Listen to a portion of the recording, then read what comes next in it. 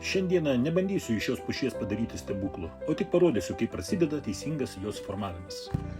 Šis balsiukas jau apleistas, nes čia jau šakos eina ir žemyn, kurios yra labai silpnas. Iš principo ta kepurė, jeigu pasižiūrėti iš toliau, ta kepurė yra per didelė, nes apatinės šakoms turint didelę kepurę, apatinės šakos silpsta, jos netankėja, o silpnėja. Tai čia ką pirmiausia reikės padaryti, tai yra tą sumažinti kepurę ir išpjauti žemyn einančias šakas.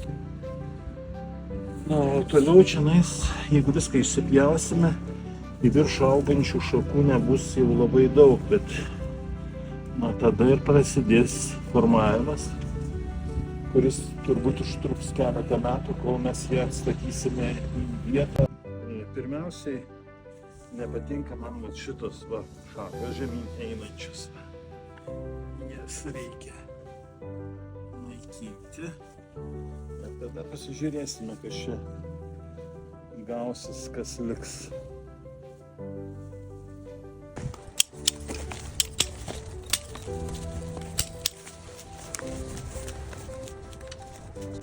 Čia neva ir vėl šeimininko nukirpti galiukai tokie, kurie neduoda labai daug šansų naujiems pumpurams įdygti. Todėl aš juos gerai nukirpsiu. Ir čia nukirpsiu. Čia jau viskas tvarkoje. Antis iššakojimo buvo nukirptas ir eina toliau dvi šakelės su pumpurais. Na va, baigiame darbus. Iš principo visas žemai einančias šakas mes iškirpome, palikome tik tai vertikalias šakas. Kas toliau čia matosi? Kitais metais yra daug subrinkusių pumpurų. Ir čia iš tų pumpurų gausis šakelės, kur mes gražiai suformuosime tokį gražų debesėlį skėtį.